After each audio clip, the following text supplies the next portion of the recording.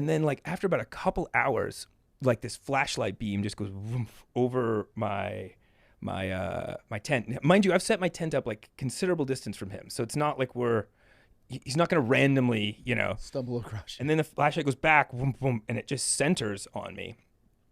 And then I can tell he's walking up to the up to my tent hammock. And how bad is your heart just ripping out of your chest? I was, and it was like I was reaching for. I remember I had like a pocket knife in my pocket. You know what I mean? Like, but what if this guy's prepared? I'm not doing jack shit. Yeah. Like a Swiss Army knife. But what was interesting is afterwards I realized I was like kneading my chest with the other hand. Like I was definitely panicking. Okay, Like, yeah, for sure. Yeah, and he comes over. He stands right over me. The tent's got this like fly mesh on top. He's like smoking a cigarette, and the first thing he says is, the worst part was having to tell my mom, when my mom, just looking in her eyes. And he just starts telling me more information. And I'm just like, uh-huh.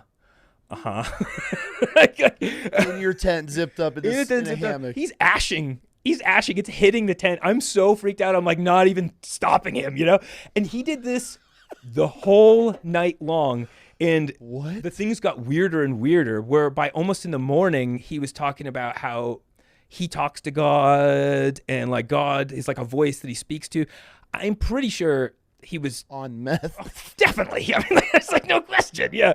And I remember finally when the sun was coming up, I was like, okay, if this guy was going to murder me, he would have done it in the dark. So when the next time he came over, I was just like, Gary, like, you got to leave me alone. Like, I have to sleep a couple hours. And then did you sleep at all that night? No, not at all. And Yeah, the sun came up, I slept for about 2 hours, packed up. He had to drive me back to the road. We were so far up. I had to get driven down to the main road by him.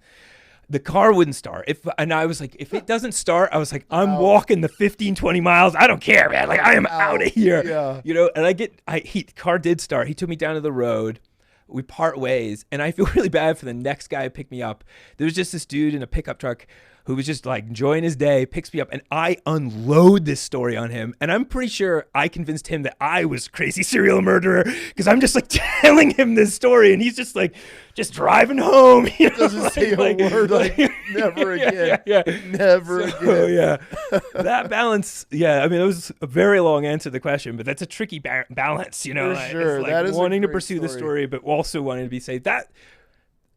That's the most scared I've ever been with it, and I put myself in that situation.